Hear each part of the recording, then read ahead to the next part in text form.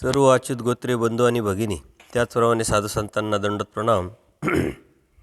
आपण सर्वज्ञ श्री चक्रप्रभूंनी अवतार घेतल्यानंतर या जीवाच्या हिताकारणे भल्याकारणे या महाराष्ट्रात भ्रमण करत असताना अयोग्य जीवाला योग्य करण्यासाठी परमेश्वर जे अनंत लीळा करतात, त्या अनंत लीळेतून आपल्याला जो बोध, जो समज परमेश्वराने दिलेला असतो तो आपल्या जीवनात जर उतरवला तर आपण परमेश्वराबरोबरच आपला आध्यात्मिक प्रवास करत करत परमेश्वराला प्राप्त करू शकतो.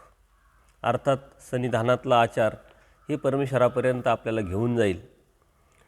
परमेश्वर वेरूळला आहे आणि वेरूळला असताना अनेक जीव जे कन्वेचे आहे ते परमेश्वराला भेटायला येतात. त्या भेटण्यातून त्यांच्या दर्शनाला निमित्त होऊन परमेश्वर त्या अयोग्य जीवाला योग्य करतात.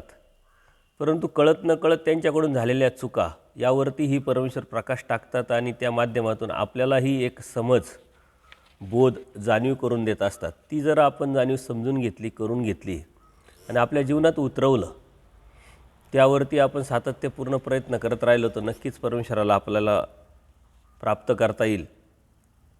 एक दिवशी असंच सकाळचा पूजा अवसर परमेश्वराचा झालेला आहे आणि सर्वज्ञ विहरणासाठी माणकेश्वराला गमन करतात.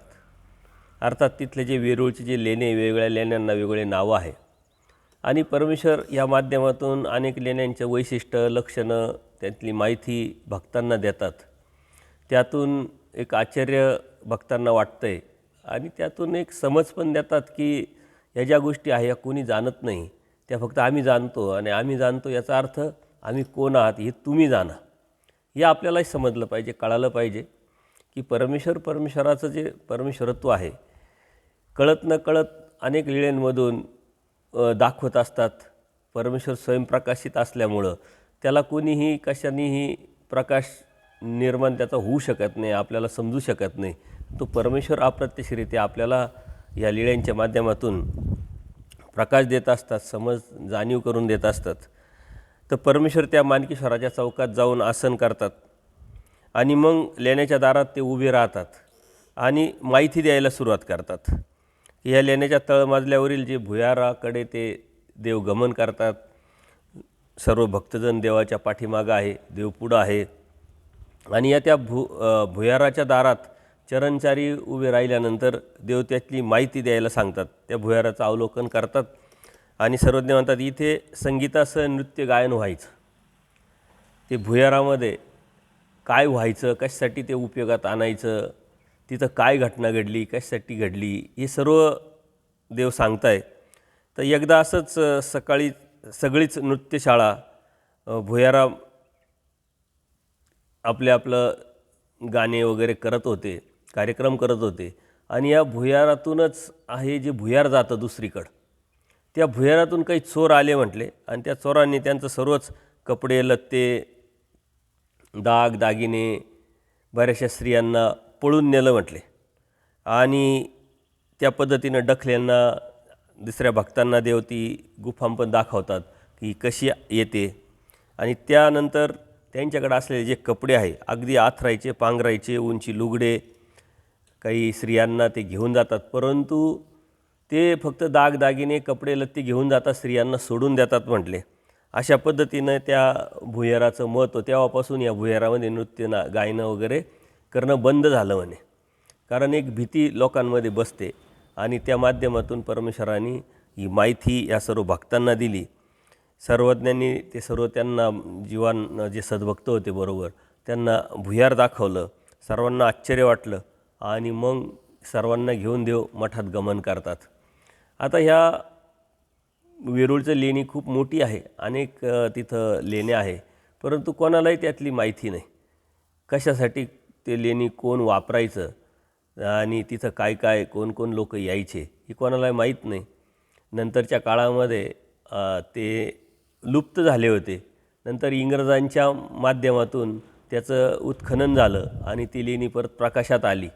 कितीतरी वर्ष त्याला गेले. आता परमेश्वर 800 वर्षापूर्वीची ह्या लेण्याविषयी आपल्याला माहिती देत आहे, परंतु ही माहिती कोणालाही नाही. त्यानंतर देव तिथून गमन करतात, बिडाराला येतात, मठात येतात.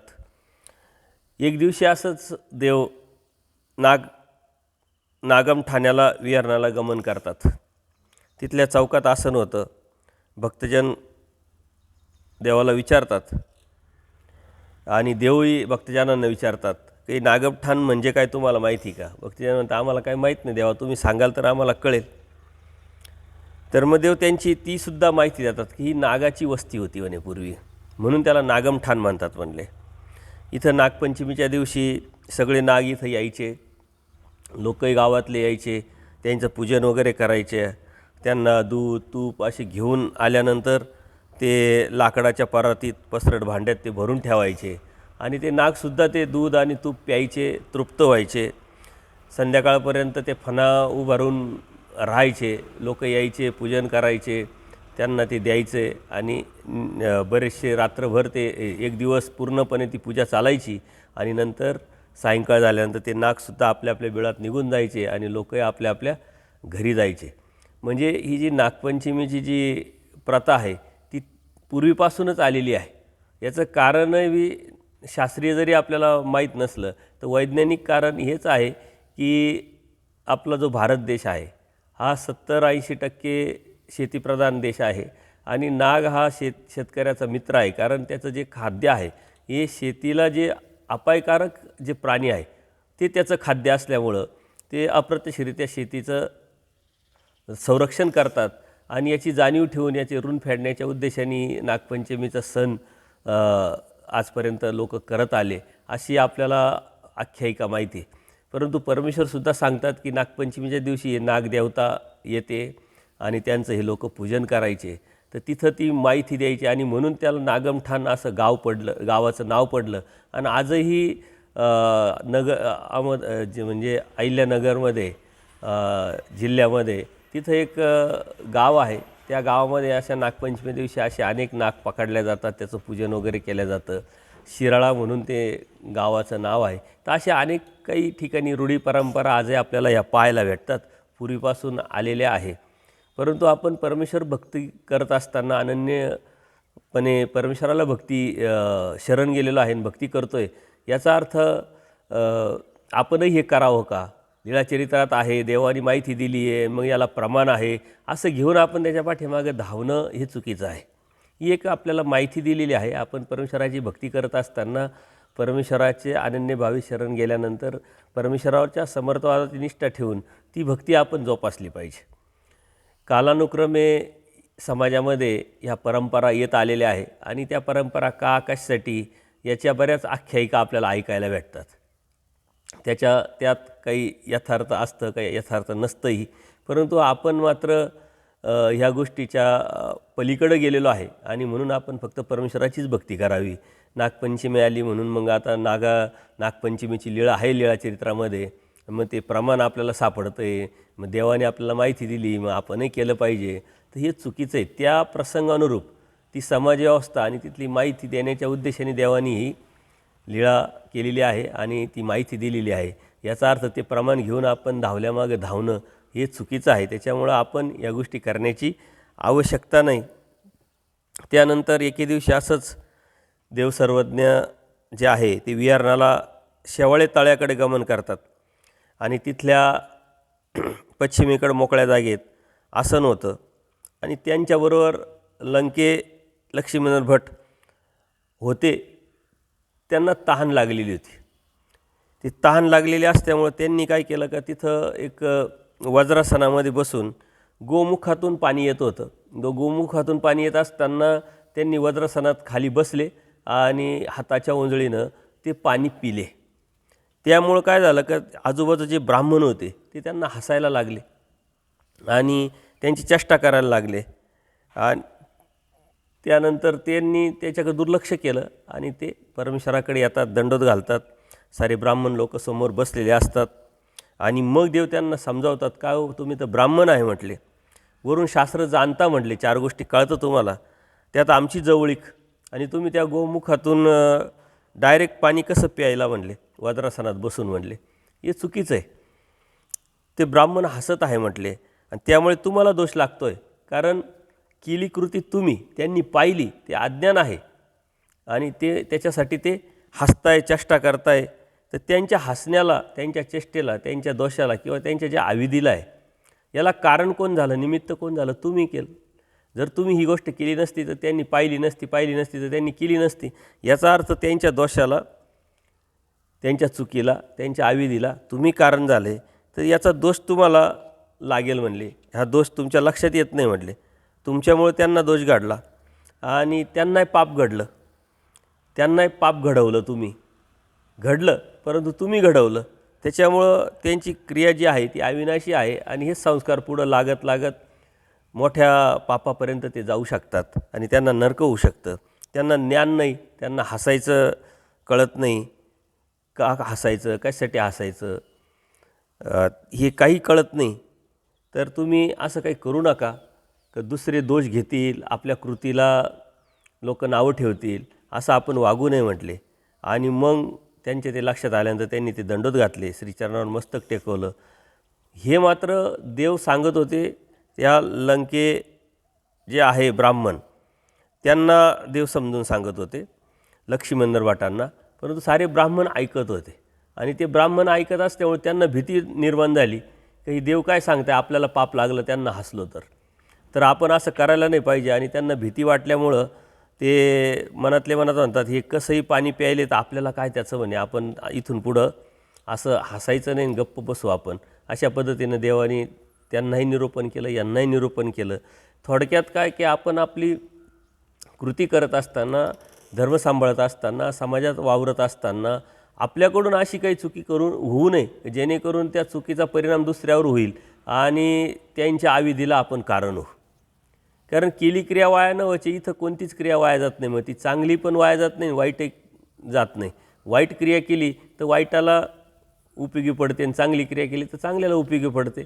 म्हणून कधीही आपण आपल्यामुळं दुसऱ्याच्या मनात विकार, विकल्प, काही स्वभाव जे आहे ते निर्माण होतील, ते आविधी घडेल, दोष लागेल, असं आपण राहू नये, असं वागू नये, आपण असं बोलू नये जेणेकरून समोरच्याला ती संधी भेटेल. जो अज्ञानी जन आहे तो अज्ञानी जन ते बोलणारच आहे, पाहणारच आहे, नावं ठेवणारच आहे, दोष घेणारच आहे. परंतु त्यांच्या त्या कृतीला आपण कारण होतो आणि अप्रत्यक्षरित्या आपण कारण झाल्यामुळे तो दोष पहिले आपल्याला लागतो, नंतर त्यांना लागतो. त्यांची प्रतिकारणता त्यातून तशी वाढत राहते. त्यांचा प्रसव जो आहे निजगतीचा तो वाढत राहतो आणि त्यातून मोठ्या ते दुःखात पडतात आणि त्याला मात्र आपण कारण होतो. तर ह्या ज्या गोष्टी ह्या अत्यंत महत्त्वाच्या आहे. समाजात राहत असताना, वावरत असताना आपण त्याचा विचार करत नाही. आपण म्हणतो आपल्याला काय करायचं आहे, समाजाचा काय विचार करायचा, आपण आपलं करू. परंतु हे करत असताना समाजात जर आपण राहतो आहे तर समाजाचा मर्यादित का होईना पण आपल्याला विचार करावा लागतो. समाजाचे संकेत आहे, सृष्टीव्यवस्था आहे, समाजव्यवस्था आहे. परमेश्वरसुद्धा सृष्टीव्यवस्था, समाजव्यवस्था पाळतात. ज्या ज्या ठिकाणी कुठं गेले तर त्या ठिकाणी जात असताना तिथली समाजव्यवस्था काय आहे त्याचा अंदाज घेऊन परमेश्वर त्या पद्धतीनं राहतात, वागतात आणि इतर भक्तांनासुद्धा तसं करायला लावतात. याचं कारणच ते आहे की लोक भक्तील, दोष घेतील आणि त्याला आपण कारण होऊ. म्हणून आपण या गोष्टी खूप सांभाळल्या पाहिजे. कारण आपला धर्म लोकांना माहीत नाही, त्यामुळं अनेक लोकांना एक अज्ञानामुळं ते व्यक्त होत असतात, चुकीचं बोलत असतात. तर संग्रह पाळा, ह्या संग्रह पाळाच्या माध्यमातून या गोष्टीला आपण समजून घेऊन त्या लोकांपर्यंत आपल्या मनाविषयी किंवा आपल्या मताविषयी किंवा आपल्या धर्माविषयी कोणत्याही चुकीचं विचार येऊ नये आणि त्या चुकीच्या विचारातून त्यांनी चुकीचं पावलं उचलून चुकीचं क्रिया त्यांच्याकडून घडू नये, हाही आपण जपलं पाहिजे. आणि ही एक धार्मिकताच आहे. कारण त्यांच्या दोषाला कारण होणं आणि त्यांच्या गुणाला कारण होणं, तर त्यातून आपण निमित्त घडतो. गुणाला कारण झालं तर आपली प्रतिकारणता वाढते आणि दोषाला कारण झालं तर आपला प्रसव वाढतो. आणि या गोष्टी आपण समजून घेतल्या पाहिजे. देवाने ते सांगितल्यानंतर त्या ब्राह्मणांनासुद्धा चुकीचं त्यांच्या लक्षात आलं, घाबरले, त्यांनी मान्य केलं आणि ते म्हटले इथून पुढं ते कसे पाणी पिऊ, आपल्याला काय करायचं, आपण इथून पुढं तसं काही वागायचं नाही, राहायचं नाही. एके दिवशी असं सकाळचा पूजा अवसर झालेला आहे देवाचा आणि मग देव अचानक बाईसांना म्हणतात, बाई पूजेचं साहित्य, उपहाराचं जे आहे ते बरोबर घ्या आणि चला. बाईसांनी मग पूजेचं साहित्य उपहाराचं सोबत घेतलं आणि माणकेश्वराच्या लेण्यात देवानी गमन केलं. तिथल्या चौकात आसन झालं. सर्वज्ञांनी घडीवर म्हणजे असतात 24 मिनटं निरूपण केलं सर्वांना आणि तिथं वरच्या मजल्यावर जळमांडवी होती. जळमांडवी म्हणजे पाण्याचा तलाव, अर्थात आत्ताच्या भाषेत गेलं तर स्विमिंग टँक, म्हणजे पाणी आंघोळीसाठी, खेळण्यासाठी अशा पद्धतीने तो एक तलाव होता. त्या तलावात जातात देव आणि देवाला एक प्रवृत्ती निर्माण होते आपण खेळावं, आणि म्हणून ते म्हणतात, या सर्व भक्तांना म्हणतात, या आपण आता जळक्रीडा खेळू म्हणे. आणि मग देव सर्वांवर पाणी उडवायला लागतात. अर्थात सर्वांना म्हटल्यानंतर लगेच भक्त येत नाही, त्यांना वाटतं आपण कसं जावं. पण देवानेच ती सुरुवात केल्यानंतर देवाने त्यांच्यावर पाणी उडवायला सुरुवात केली. मग एक एक जण असं भक्त पाण्यात जातात, ते एकामेकावरती पाणी शिंपायला लागतात. मग बाईसांना बी मनात सहजच वाटलं की एक प्रवृत्ती असते, एक वृत्ती असते, आपण पाहिल्यानंतर आपण बरोबर आपल्याला आपोआप वाटतंच. तर बाईसा म्हणते, देवा मी पण येऊ का? तर देव म्हणतात, या, त्यात काय म्हटले. मग बाईसा पण पाण्यात जातात आणि जवळजवळ 2 प्रहर म्हणजे 7 तास ते जळक्रीडा करतात. त्यानंतर बाईसांना मात्र भान असतं, बाईसांना लक्षात येतं का वेळ झालेली आहे देवाच्या उपाराची, पूजा अवसाराची. आणि मग देवाला ती विनंती करतात की पुरे करा बाबा, आरोग्याला उशीर झाला आहे, तर तुम्ही थांबा. तर देव ऐकून न ऐकल्यासारखं करतात. परत थोड्या वेळ गेल्यानंतर बाईसा परत देवाला विनंती करते, परत देव ऐकल्याचं न ऐकल्या करतात. मग बाईसांच्या लक्षात येतं का देवाला सांगून उपयोग नाही. आणि देव मग बाईसा नेहमीप्रमाणे भक्तांवर ओरडतात की पुरे करा रे तुम्ही, देवाच्या उपाराला वेळ झालेला आहे. आणि त्यामुळं ते भक्तांवर ते रागवते. आणि मग मात्र देवाच्या लक्षात येतं आणि मग देव म्हणतात, पुरे करा, बाईसा आता रागवत आहे, आता आम्ही बाईसांचा देव होऊ आणि त्या व्हावं लागेल. अशा पद्धतीनं ते जळक्रीडा थांबवतात. आणि मग बाईसांनी देवाला ओसरीत जाऊन आसन रचतं, सर्वज्ञांचे चरणशाळन केलं जातं, आरोगणा होते, गुळा होतो, विडा होतो. पौढ होऊन सर्व चतुर्वेदाच्या मठात मग देव गमन करतात. अर्थात आता देव जळक्रीडा करतात, भक्तांनाही बोलावतात, स्वतःही खेळतात, त्यांनाही खेळायला लावतात. अप्रत्यक्षरित्या आपला जरी निवृत्ती धर्म जरी असला तरी एक आपले स्वभाव आहे, एक प्रवृत्ती आहे, एक विचारधारा आहे. समाजात राहत असताना फ्रेशमध्ये राहायला पाहिजे, नाही तर हे करायचं नाही, ते करायचं नाही, असं चालत नाही, तसं चालत नाही, धर्माच्या ही तत्वात बसत नाही, सिद्धांतात बसत नाही, असा विचार करून करून आपण आपल्या धर्माविषयी आपल्याच मनामध्ये एक त्रस्त निर्माण करून घेत असतो. आचाराच्या वेळेस जो जो करायचा आहे तो आचार केला पाहिजे, ज्या वेळेस जे जे करायचे ते केलं पाहिजे. परंतु हे करत असताना समाजव्यवस्थेच्या अनुषंगाने जर समाजात काही होत असेल तर त्याही गोष्टी आपण केल्या पाहिजे. एक अनुभव आहे, गोकुळाष्टमी होते. आता गोकुळाष्टमी झाली का दुसऱ्या दिवशी गोपालकाला असतो. आता गोपालकाला असला का जे तरुण वर्ग आहे त्यांना असं वाटतं की आपण दही हंडी खेळावं, फोडावी, काही बँजो आणावे, काही वाद्य वाजवावं, नाचावं, कुदावं, जरा एन्जॉय करावं, अशा पद्धतीनं एक तरुण वर्गाची एक अपेक्षा राहते. पण त्यातलेच काही थोडेसे जरड, त्यातलेच थोडेसे वयोवृद्ध किंवा थोड्याशा वयाने मोठे झालेले, की धर्माच्या 4 गोष्टी कळायला लागले, थोडे सिरियस झाले, गांभीर्य निर्माण झाले, त्यांना मात्र हे रुचत नाही. आपला धर्म कोणता, आपलं सिद्धांत कोणते, आपली आचारप्रणाली कोणती, आणि नाचणं कुदणं आपल्या धर्मात बसतं का? देवाने तर सांगितलं विखू जे गाणं जे आहे हे विषय आहे, त्यामुळं आपण या गोष्टी केल्या नाही पाहिजे, आपल्या तत्वात बसत नाही. तर हे ज्या गोष्टी आहे ह्या संगीताच्या अनुषंगाने लोक नकारात्मक विचार करतात. तर असा एक प्रसंग आला, तरुण वर्गाला मी सांगितलं का करा, हरकत नाही, तुमचं तुम्ही करू शकता. मग त्यांनी ते आणलं, तयारी केली. पण बाकीचे लोक लगेच नाराज झाले. ते आले तक्रार घेऊन, बाबा हे चुकीचं आहे, असं आहे, लोक काय म्हणते. अरे लोक काय म्हणतील, उलट लोक अज्ञान आहे, त्यांना काहीच माहीत नाही आहे, आणि ते विचार करतील का अरे हे दहीहंडी फोडताय, याचा अर्थ गोकुळाष्टमी यांनी साजरी केली, गोपालकाला साजरा करताय. दहीहंडी हा एक सण आहे आणि त्यामुळं तरुण वर्गाला एक सहजच वाटतं की आपण हे करावं, तर करण्यात काय हरकत नाही, ते दररोज थोडी करायचं असतं. त्याच्यामुळे ह्या ज्या गोष्टी आहे या आपण थोड्याशा खिलाडी वृत्तीनं या गोष्टीकडे बघितलं पाहिजे. कुठं फिरायला जाणं आहे, कुटुंबाबरोबर जाणं आहे, किंवा समाजात फिरत असताना असे काही प्रसंग येतात, त्यावेळेस एकदमच गांभीर्य होऊन आम्ही आमच्या धर्माचे ना, आम्ही महानुभाव ना, आम्हालाही चालत नाही आणि आम्ही हे करत नाही असं सांगून विनाकारण धर्माचा बाऊ करून समाजामध्ये गैरसमज आणि अज्ञान पसरवायचं काम जर आपण करत असेल तर हे चुकीचं आहे. त्याच्यामुळे खिलाडी वृत्ती ठेवून देवसुद्धा जळक्रीडा, आणि ह्या जळक्रीडा देवाने अनेक ठिकाणी केलेल्या आहे. सिन्नरला पण केलेली आहे, इथं वेरूळला पण केलेली आहे, त्याच्यामुळं जळक्रीडा करणं म्हणजे काही खूप मोठा विषय नाही. त्यातून परमेश्वराला या जीवाला कणवेचे जीव आहे त्यांना आनंद द्यायचा आहे, परंतु एक समज पण द्यायची आहे. ह्या जीवाची एक मानसिकता काय असते, एक मानसशास्त्राचा विचार करून परमेश्वराने या गोष्टी केलेल्या आहे. जर एकच गोष्ट तुम्ही पुन्हा पुन्हा जर करत राहिले, नुसतं शास्त्राभ्यास सत्संग ऐकणं स्मरण असं कधीही कोणीही करू शकत नाही. एकच पदार्थ तुम्ही 4 दिवस जर खाला तरी तुम्हाला कंटाळा येतो. तसे एकच विधी जर कंटिन्यू करत राहिलं तर तुम्हाला त्रस निर्माण होतो आणि जे करताय तेही तुम्ही करणार नाही, सोडून द्याल धर्म. म्हणून धर्म ही स्वभावत करणारी क्रिया असली पाहिजे, क्रिया झाली पाहिजे.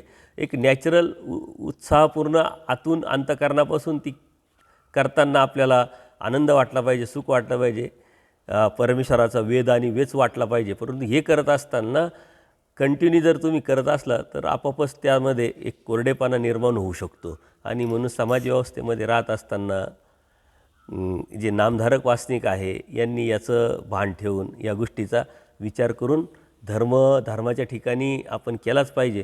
परंतु त्याला मर्यादा कोणती गोष्ट आहे याचाही विचार आपण केला पाहिजे. विकार निर्माण होईल, विकल्प निर्माण होईल किंवा कोणाला तरी चुकीचं वाटेल, ते दोष आपल्याला घेतील, असं न करता समाजव्यवस्थेचा विचार करून आपण या गोष्टी केल्या तर हरकत नाही. अशा पद्धतीनं परमेश्वरांनी एक समाजव्यवस्थेमध्ये राहत असताना, साधना करत असताना, धर्मावरती राहत असताना आपण हे करू शकतो किंवा कसं करायचं याचाही आपल्याला एक समज परमेश्वराने दिलेली आहे.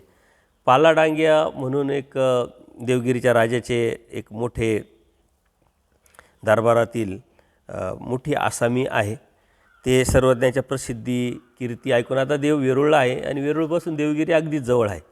त्याच्यामुळे तिथले जे मोठे मोठे लोक आहे ते देवाच्या दर्शनासाठी येतात. याचं कारण कानोपरकानी देवाची प्रसिद्धी झालेली आहे आणि त्यामुळं त्यांना आकर्षण वाटतं. तर हा पालाडांगिया जो आहे तो राजधानी देवगिरीहून महादेव राजाच्या दरबारात मोठा आसामी होता आणि तो देवाच्या दर्शनाला एकदा येतो, कुटुंबासह तो येतो आणि दर्शन झाल्यानंतर दंडोत केल्यानंतर श्री चरणावर मस्तक टेकवतो, बसतो आणि तिथं बसल्यानंतर देव त्याला स्थिती देतात, त्याला थोडासा स्थितीचा आनंद देतात आणि तो अनुभवल्यानंतर बराच वेळ तो देवाला पाहत राहतो आणि नंतर ती भांगल्यानंतर मग तो उठतो, देवाला काही विडा पान सुपारी जे बी पूजेचं सामान आहे ते अर्पण करतो आणि तेव्हापासून हा जो पालाडांगे आहे तो नेहमीच दर्शनाला देवाच्या येऊ लागला. जेव्हा वेळ भेटेल तेव्हा, जेव्हा वेळ नसेल 2-3 दिवसातून का होईना, आठवड्यातून 2 वेळा 4 वेळा तो परमेश्वराच्या दर्शनाला कंटिन्यू यायला लागला, सातत्यपूर्ण यायला लागला. आणि याचा परिणाम काय झाला, एवढी मोठी आसामी दरबारातली एवढं मोठा व्यक्ती जर वेरूळला जाते तर मग ते कोण असावेत. अशा पद्धतीनं तिथल्या जे त्या राजाचे काही गुरु असतात त्या गुरूंच्या कानावर ही गोष्ट जाते आणि त्यांच्या प्रसवानुसार त्यांनासुद्धा लक्षात आल्यानंतर ते मनातल्या मनात जळतात आणि त्यांच्याकडून खूप मोठी घटना घडते. कारण त्यांचा प्रसव तसा होता आणि ते नरकाची चालू होती, पण तरीही परमेश्वराने त्यांनासुद्धा यातून काढण्याचा प्रयत्न केलेला आहे. परंतु जीवाची काही प्रसव जो आहे तो पाठीमागून आल्यानंतर त्यांनी कितीही प्रयत्न केला तरी तो राहत नाही. काही अशा गोष्टी असतात का आपल्या जीवनात कळत नकळत घडतात, त्या आपण किती टाळण्याचा प्रयत्न केला तरी त्या घडतात. याचं कारण काय का त्या पाठीमागे त्यांनी जोडलेले असतात. ज्याप्रमाणे मी उदाहरणं देत असतो की आपण बसमध्ये, ट्रेनमध्ये, रेल्वेमध्ये प्रवास करत असताना खूप गर्दी असते आणि खूप गर्दी असल्यामुळे माणसं अगदी चिकटलेले असतात, एकामेकाच्या आधाराने उभे राहतात आणि त्यातून काय होतं की मागचा पुढल्याला ढकलतो, पुढचा त्याच्या पुढच्याला ढकलतो आणि ज्यावेळेस आपण आपल्या पुढच्याला ढकलतो तेव्हा तो पुढचा म्हणतो ढकलू नका. तर आपला नाविलाज असतो, अर्थात आपण त्याला ढकललेलं नसतं, पण मागच्याने आपल्याला ढकललेलं असतं म्हणून आपण त्याला ढकललेलं असतं. तर आपण म्हणतो की अहो मी नाही ढकलत, पाठीमागच मला लोक ढकलतात म्हणून तुम्हाला ढकलल्या जातं आहे, मी काही तुम्हाला ढकलत नाही. याचा अर्थ काय की आपल्याला त्याची इच्छा नसते त्या गोष्टीची, पण तरीही अप्रत्यक्षरित्या आपण ती क्रिया करत असतो. याचं पाठीमागून ती जोड, पाठीमागचा जो संस्कार, पाठीमागचा जो प्रसव हे त्या जीवाला ते करायला लावत असतात. पण परमेश्वर दयाळू माळू कृपाळू असल्यामुळं प्रत्येक जीवाचं हित आणि प्रत्येक जीवाचं भलं परमेश्वर पाहतात आणि म्हणून कळत नकळत प्रत्येक जीवाला परमेश्वर याची जाणीव करून देत असतात, त्याला वाचवण्याचा प्रयत्न करत असतात. तसं माधव भट्टाची आपण लीळा बघितली का जो माधव भट त्याचं प्रेमाची चाल होती, नित्य नरकाची चाल होती. तर शेवटच्या क्षणाला परमेश्वराने जर त्याला प्रेमाची चाल नसती तर त्याला नित्य नरक झालं असतं. परंतु परमेश्वराने प्रेमाची चाल जी त्याची आली होती ती पकडली आणि त्याला प्रेम दिलं, त्याची अयोग्यता नासण्यासाठी विरह दिला आणि त्यातून योग्यता करून त्याला पुढच्या ठिकाणी पाठवलं. म्हणजे परमेश्वर दयाळू माळू कृपाळू असल्यामुळं कोणाचंही अहित पाहत नाही आणि कोणत्याही जीवाकडं बघितल्यानंतर त्यांनी आजपर्यंत केलेले जे कृतकर्म आहे ते परमेश्वर विसरतात आणि ते विसरून त्याला ज्ञान आणि प्रेमाला पात्र करण्यासाठी त्याला संधी देत असतात. परंतु जीवाची प्रवृत्ती अनादि अविद्युक्त असलेला जीव अनंत दोष मतित्रय, त्यामुळं तो नीच वृत्तीचा असल्यामुळं नीच विचार करतो, नीच चिंतन करतो, नीच कृतीमध्ये तर रममाण होतो. आणि म्हणून जीव जे बी आहे आपल्या जीवनामध्ये आपण जे दुःख जोडलेले आहे, अडचणी जोडलेले आहे, संकट जोडलेले, अडथळे जोडलेले, ते सर्वस्वी आपले स्वतःचे कर्म आहे. आणि आपल्या जीवनामध्ये जे सुख आहे, परमेश्वराचा बोध आहे, ज्ञान आहे, परमेश्वराचं शास्त्र जाणण्याची इच्छा आहे किंवा आपल्याला त्यातून मिळणारा आनंद आहे, तो मात्र परमेश्वर कृपा आहे. कारण आपण जर विचार केला तर आपल्या जीवनामध्ये दिवसभरात आपण परमेश्वराचे आनंद मिळवावा यासाठी जे कर्म करायला पाहिजे ते कर्म आपल्याकडून कळत न कळतही घडत नाही आणि जे करतं ते आपले फक्त दुःखालाच कारण होतात. म्हणून परमेश्वराचा क्षणामाजी म्हणजे एखाद्या क्षणात एखादा असं कर्म आपण केलं जातो तर हजारो लाखो वर्षे त्याला निस्तरावं लागतात. ते आपल्याला माहीतच नाही आपण केलेले कर्म आणि त्या कर्मामुळं आलेलं हे संकट, अडचणी, अडथळे. याच्यासाठी सतत तळमळ केली पाहिजे, प्रार्थना केली पाहिजे. आपल्याला आपले कृतकर्म माहीत नाही, परंतु परमेश्वराला सर्व कृतकर्म माहिती. परमेश्वराने आपल्यावर नजर टाकताच की मायेच्या तमातून निघाल्यापासून अनंत जन्म करत करत अनंत सृष्ट्या जात जात इथपर्यंत आपण कसं आलेलो आहे, किती कर्म केलेले हे परमेश्वराच्या समोर दृष्टीसमोर सर्व काय असतं. पण तरीही परमेश्वर त्याचा विचार न करता ते विसरून आपल्याला ज्ञानाला प्रेमाला पात्र करण्यासाठी संधी देत असतात. आणि हीच संधी आपल्याला बोधातून परमेश्वराने दिलेली आहे. ती संधी ज्याला वाटेल त्या संधीचं तो सोनं करेल. आणि म्हणून ही जाणीव आपण ठेवली पाहिजे. परमेश्वरांच्या जी प्रसिद्धी आहे ती लोकांपर्यंत गेलेली आहे, राजापर्यंत गेलेली आहे, राजाच्या प्रधानापर्यंत गेलेली आहे. आणि त्यातून अनेक लोक दरबारातले जे आहे ते परमेश्वराच्या दर्शनाला येतात. त्यांचा अर्थात अधिकार असतो, पाठीमागचा कणव असते. मग कोणाला दर्शनाचं फळ, कोणाला लीळादानाचं, ग्रहणदानाचं, संबंधदानाचं, जे बी ज्या ज्या अवस्थेचं. आणि त्यातले काही कवेलदानाला पात्र होणार, भविष्यात ज्ञानाला पात्र होणार, प्रेमाला पात्र होणार, मग काही नित्य नरकाला पात्र होणार. म्हणजे इथूनच परमेश्वराचं प्रेम पण भेटतं आणि इथूनच नित्य नरक पण भेटतं. दैवराटीचं सर्वात मोठं नित्य नरक हे दुःख सर्वात मोठं असतं, नरक सर्वात मोठं असतं. आणि कर्मराटीचं जडत्वाचं सर्वात मोठं नरक असतं, ते हिंसेतं होतं. आणि हे बी हिंसेतं, परंतु ही हिंसा पहिले नामधारक, मग वासनिक, मग अनुसरलेला चर्यावंत, आणि मग ती चाल ज्ञानिया प्रेमियापासून परमेश्वरापर्यंत जात असते. म्हणजे यांनी कितीतरी वाईट कृतकर्म करत जरी आलेला असेल तरी परमेश्वर त्याचं भलंच पाहतात, त्याचं हितच पाहतात. कारण जीव अज्ञानी आहे आणि ह्या अज्ञानामुळं त्याच्याकडून कळत न कळत ज्या क्रिया घडतात त्याची परमेश्वराला जाणीव असल्यामुळं परमेश्वरांना आनंद या जीवाला देण्यासाठीच परमेश्वरांनी हे मिशन आखलेलं आहे. ही सृष्टी निर्माण केलेली आहे, स्वतः अवतार घेतलेला आहे. आणि त्याच्यामुळं परमेश्वर या जीवाचं हितच पाहतात, आनंदच द्यायचा राहतो.